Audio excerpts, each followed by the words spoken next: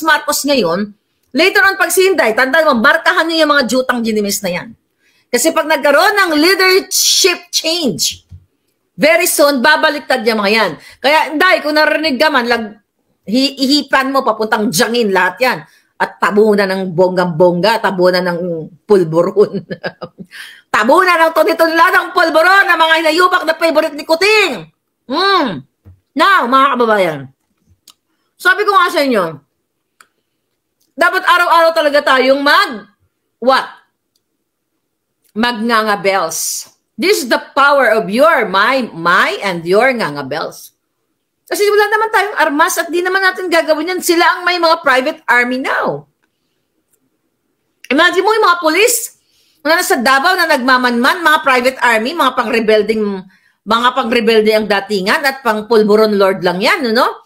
Ang gumagawa ng mga private armies na yan at nagpagsabuatan sa mga kaliwang grupo. At yan ay tumatarget dun sa pamilya ni Inday, sa bahay ni Inday na nagmamanman. Tumatarget sa KOJC, tumatarget kay Eric, tumatarget sa akin, kaya dito sa Amerika, tumatarget sa lahat ng mga nagbibigay ng pagpapahayag laban sa hinaing sa bangag na gobyernong ito. So later on, magkakaroon yan ng epekto dito sa usaping politikang ito kapag nagkaroon ng mass resignation.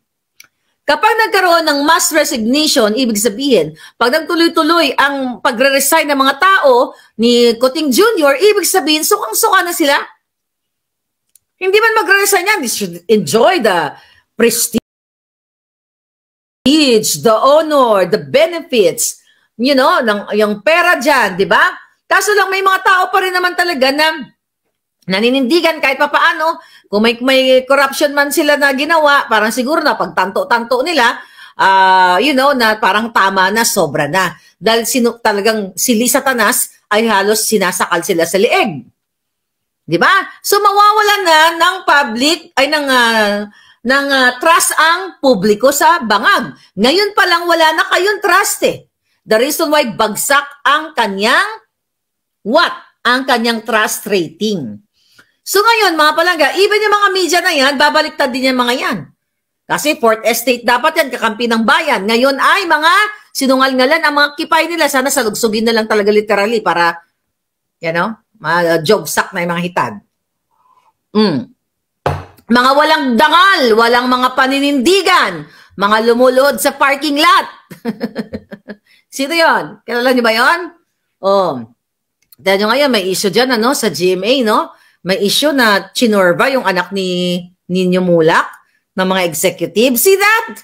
Dapat yan, hindi ko, ano ba nangyari doon? But anyway, kung yun ay chinukchak-chenis yung bata dahil ng mga executive ng GMA7, dapat yan, mga palangga, kaya sabi ko, dapat may jitay sa Pilipinas. Jitayin niyang mga nagsasamantala sa mga bata o sa mga, even not bata, sa mga walang kapangyarihan o mga teenager or sa mga adult, nangyayari yan. Kasi yan ang exactly ang nangyayari sa Kongreso, Senado, sa Malacanang. Kapag sila ay nagpa-party-party, nag-invite ng mga musician, gamit ang pera ng bayan, then party sila ng pulburon, at nag-hire ng mga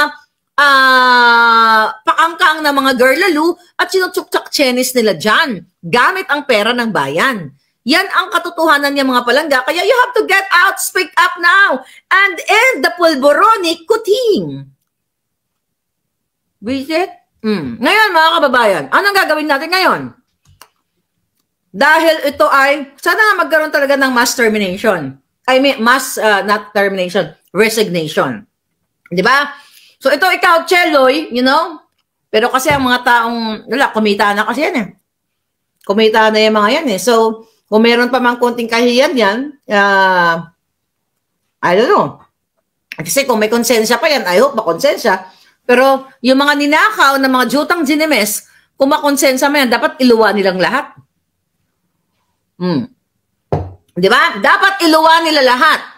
Ngayon, mga kababayan, kaya nga pa ulit-ulit tayo dito nananawagan ng tunay na pagbabago.